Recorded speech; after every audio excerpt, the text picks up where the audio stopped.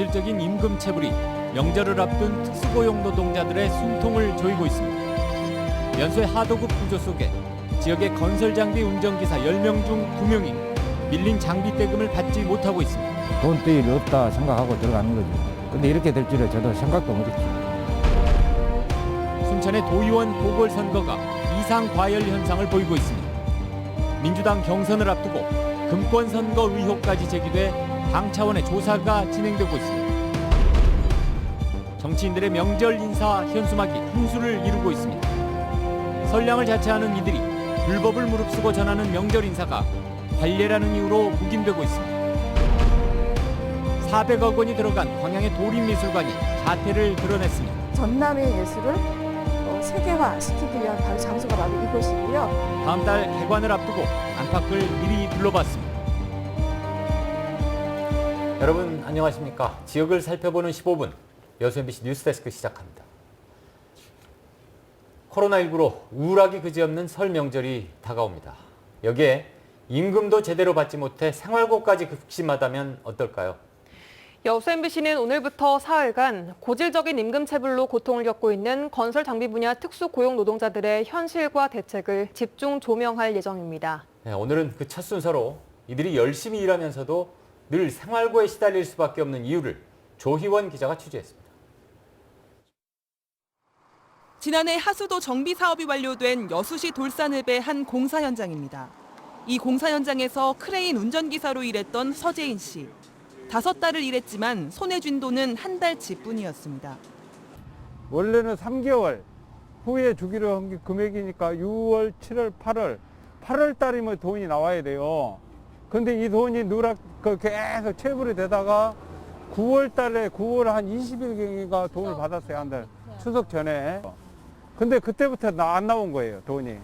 받은 돈은 없는데 대납한 장비 임대료와 은행 이자만 계속해서 빠져나가 결국 서 씨의 가족은 마이너스 통장으로 연명하고 있습니다. 많이 힘들어요. 맨날 이자 내기도 버겁고 맨날 마이너스에 마이너스 통장에 그것도 대출까지 해서 쓰다 보니까 많이 힘들죠. 지난 2019년 광양시 망덕포구 다리 공사 현장에서 크레인 기사로 일했던 이순근 씨. 이 씨는 최근 2년 전 받지 못했던 공사 대금 4천만 원을 받았습니다. 급한 불은 껐지만 그동안 대출로 생활을 연명했던 탓에 이자 부담까지 지게 된 걸 생각하면 울화가 침입니다. 광양시에서 발주를 하기 때문에 우리가 돈 떼일 없다 생각하고 들어가는 거죠. 근데 이렇게 될 줄은 저도 생각도 못했죠.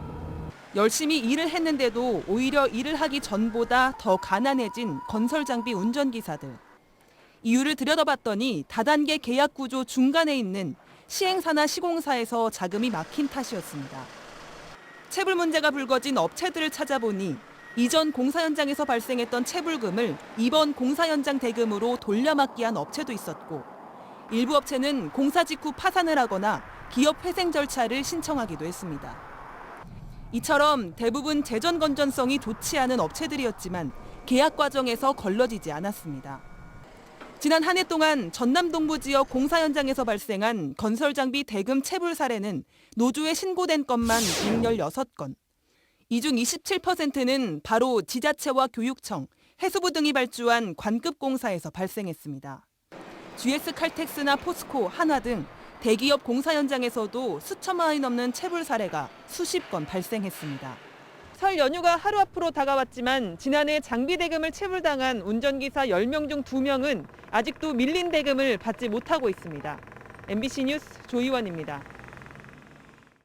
네, 서울과 부산시장에 보궐선거가 있는 4월 7일, 순천과 고흥 선거구에서도 도의원 선거가 치러집니다. 선거가 2달 앞으로 다가오면서 예비 후보자들의 움직임이 분주한데요. 일부 지역에서는 초기 과열 분위기까지 감지되고 있습니다. 김종수 기자가 보도합니다. 먼저 순천 제1선거구. 관록과 경험을 바탕으로 지역 정치에 중진들이 뛰어들었습니다. 전직 도의원과 시의원의 맞대결로 두 후보 모두 지역 내 지지세가 만만치 않아 경선 승부 예측이 쉽지 않습니다. 기존 도심을 도시재생을 통해서 젊은이들이 돌아보는 마을로 만들고 농업, 농촌, 농민들에게는 재난지원금이 지원될 수 있도록 최선의 노력을 다할 생각입니다. 재난기복소득 보장, 긴급경영안정자금, 이자 감면을 현실적인 지원 정책에 깊은 관심을 기울여 포스트 코로나에 매우 중요한 역할을 할 수 있도록 저 주인식을 꼭 지켜봐 주시기를. 선거 초반부터 치열한 각축전 속에 과열 현상까지 빚어지는 상황. 특히 벌써부터 금권 선거 의혹이 제기되고 당 차원의 조사가 진행되면서 당내에서 자칫 다른 재보궐선거에까지 악영향을 미칠 수 있다는 우려가 나오고 있습니다. 반면 고흥 제2선거구는 정치 신인들의 무대. 40대 기수론을 내걸고 지역에서 꾸준히 털을 다진 박선준 예비후보자에 맞서 대통령 선거와 지방선거에서 역할을 해온 유민식 예비후보자가 일전을 준비하고 있습니다. 외국어 특성화교로 지정을 해서 지역 인재들이 외부로 유출되지 않고 여기서 양질의 교육 서비스를 받을 수 있고, 더 나아가서는 또 외부 학생들을 이쪽 지역으로 유치를 해서 현장에가 답이 있다고 생각을 합니다. 200여 마을에 저는 2달에 한 번씩 방문하여 우리 주민들하고 대화를 통해서 꼭 필요한 현안을 찾아서 이렇게 열심히 일할 거라 약속을 드립니다. 그러나 지난 지방선거에서 비민주당 당선인이 다수 배출됐던 고흥 지역의 특성을 감안할 때 제3의 후보가 가세할 가능성도 적지 않은 상황. 동일한 여권의 굳건한 텃밭이지만 지역별 정서와 후보군의 차이가 적지 않아 이번 보궐선거의 또 다른 관전 요소가 되고 있습니다. MBC 뉴스 김종수입니다. 네, 재보궐선거에 출마하는 민주당 예비후보자들이 모여 공정선거 협약식을 가졌습니다. 이들은 오늘 전남 도당에서 불법 선거운동은 물론 전화투표 시 불공정 행위를 하지 않는 것은 물론 당의 결정과 경선 결과에 승복하겠다고 약속했습니다. 오는 4월 치러지는 재보궐선거에서 전남에서는 순천과 고흥에서 각각 광역의원 1명씩을, 보성에서 기초의원 1명을 뽑습니다. 선거가 없는 지역이라도 명절은 그야말로 정치의 계절입니다. 설 명절이 다가오면서 명절 인사 현수막이 거리에 부쩍 늘었습니다. 엄격히 따지면 불법인데 관리라는 이유로 단속이나 철거는 이루어지지 않고 있습니다. 이다현 기자가 취재했습니다. 명절을 앞둔 전통시장 인근 거리입니다. 설 명절 인사말을 담은 현수막이 거리 곳곳에 내걸렸습니다. 겉으로는 단순한 명절 인사지만 대부분은 내년에 실시될 지방선거를 의식한 이름 알리기용입니다. 제가 나와 있는 이곳 교차로만 해도 현수막들이 거리에 다닥다닥 붙어 있고 거리의 가로수는 현수막 지지대로 변해버렸습니다. 정치적인 현수막 행렬에는 현직 구청장들도 동참하고 있습니다. 선거를 1년 앞둔 명절은 놓칠 수 없는 대목이기 때문인데 이런 현수막은 현행법상 모두 불법입니다. 단체장이 불법 현수막을 버젓이 내거는 상황에서 선거용 현수막에 대한 단속을 기대하기는 어렵습니다. 게다가 이중적인 잣대도 문제입니다. 구청장의 불법 현수막은 손도 못 대는 자치단체 공무원들이 상업적인 불법 현수막은 모든 수단을 동원해 철거에 나서기 때문입니다. 저게 오늘 하루에만 하신 거예요? 오늘 하루만 해도 어차피 나옵니다. 하루에 이거 엄청 나거든요. 한 바퀴 돌아오면. 또 불법 현수막으로 적발되면 500만 원 이하의 과태료가 부과되지만 이런 명절 인사 현수막에는 부과되지 않고 있습니다. 사적 목적이거나 상업적인 목적으로 낸 플래카드가 아니면 통상적으로 일정 시기에 특정 기간은 허용해지는 분위기가 있다. 불법을 막아야 할 자치단체가 불법을 방치하는 현실과 정치 일꾼을 자처하는 이들이 불법을 무릅쓰고 전하는 명절 인사가 시민들에게 어떻게 받아들여질지 의문입니다. MBC 뉴스 이다현입니다. 광양시가 지난해에 이어 올해도 매화축제를 취소하기로 결정했습니다. 광양시는 코로나19 상황이 장기화함에 따라 감염병 확산을 막기 위해 행사를 취소하고 매화마을 주차장을 폐쇄한다며 방문 자제를 당부했습니다. 특히 소규모 관광객들의 방문에 대비해 방역 수칙과 불법 음식점 단속 등도 병행할 계획입니다. 코로나19의 영향으로 지난해 도내 영해영업 매출액이 전년도 대비 670억 원, 비율로는 73%나 줄어든 것으로 나타났습니다. 전라남도는 이 같은 피해 분석 결과에 따라 설 명절 전에 소외업종 긴급 민생지원금을 지급하고 여행업계와 유관기관 등이 참여하는 관광협의체를 구성해 관광업 살리기 방안을 마련하기로 했습니다. 반면 남도 장터의 설 선물 판매는 지난해보다 큰 폭으로 증가했습니다. 남도 장터는 설 명절을 앞두고 사전 예약 판매를 실시했으며 설 선물 배송을 마친 현재까지 77억 원어치를 판매해 지난해 설 23억 원, 지난해 추석 64억 원을 크게 웃돌았습니다. 청탁금지법이 한시적으로 완화되면서 10만 원 이상 상품 판매가 지난해보다 5% 증가했고 굴비와 전복, 한우 등 7개 상품은 완판됐습니다. 여수광양항만공사가 주도하는 박람회장 공공개발과 관련해 정치권의 움직임이 본격화하고 있습니다.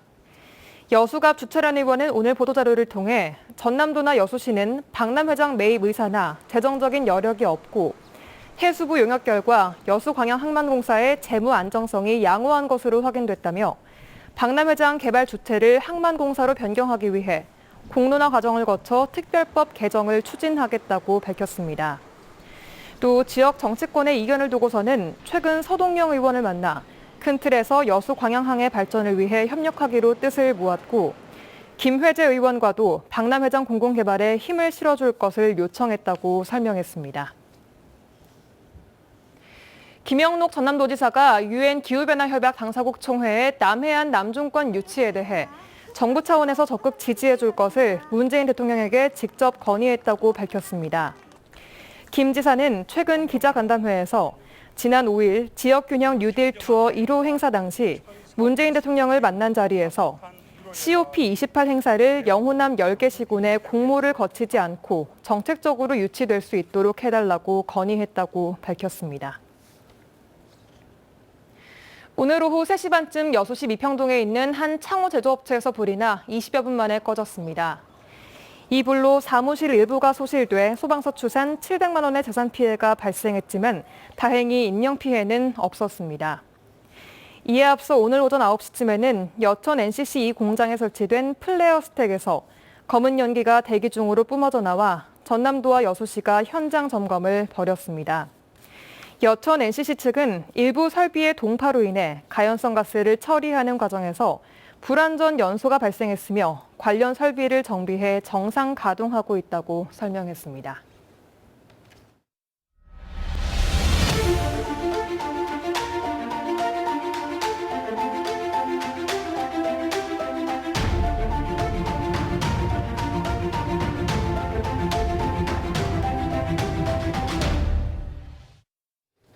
네, 옛 광양 역사 부지에 시선을 끄는 멋진 건축물이 모습을 드러냈습니다. 바로 전남 도립미술관입니다.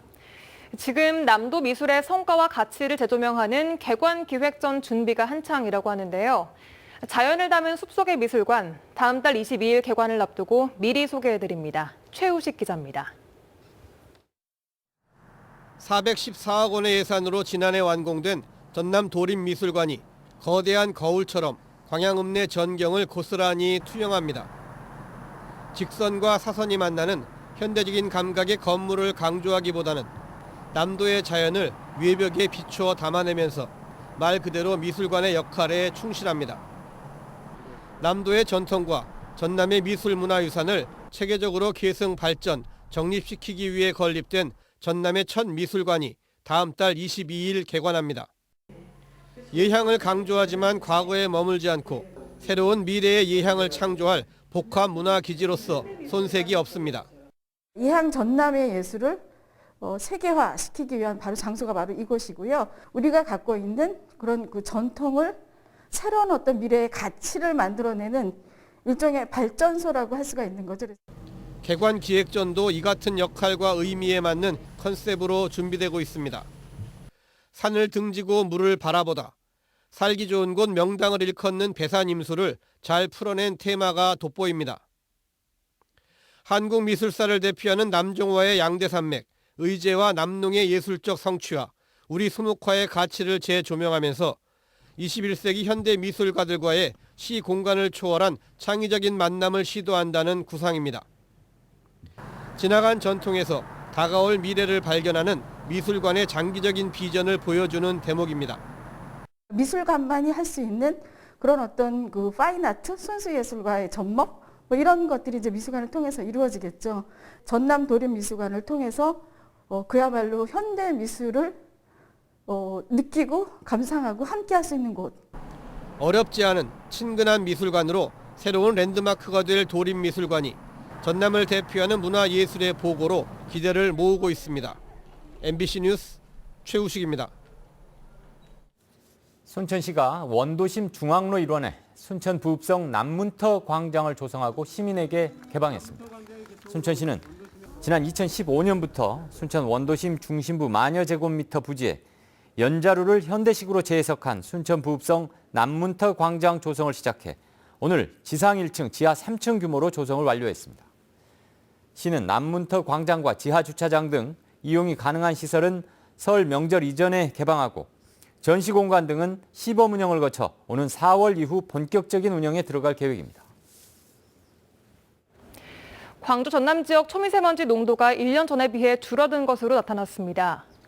영산강유역환경청은 지난해 12월과 올해 1월 2달 동안 광주 지역 초미세먼지 평균 농도는 세제곱미터당 23 마이크로그램으로 1년 전 같은 기간보다 8% 줄었고 전남 지역 평균 농도는 17 마이크로그램으로 11%가 줄었다고 밝혔습니다. 초미세먼지 좋음을 기록한 날도 광주는 16일, 전남은 29일로 1년 전 각각 3일과 8일에 비해 크게 늘었습니다. 전라남도가 올해 아마존 수출 목표액인 500만 달러 달성을 위한 첫 번째 수출 선적식을 가졌습니다. 전라남도는 지난해 7월부터 여수 아라움 건어물 스낵과 순천 매일식품 장류, 광양 다합 매율 영농조합 매실청 등 우수 농수산식품 중 7개 스타 품목을 선정하고 미국 현지인의 입맛과 감성에 맞춰 개발한 12개 제품을 절찬리에 판매하고 있다고 밝혔습니다. 현재 아마존 전남 브랜드관은 27개사 63개 제품이 입점돼 있으며 이번 선적식에는 14개사 23개 제품 24만 6천 달러 상당의 제품이 선적됐습니다. 전남도가 설 연휴 기간 환경오염 행위 감시 활동을 강화하고 오염 사고 예방을 위한 특별 감시 활동을 펼칩니다.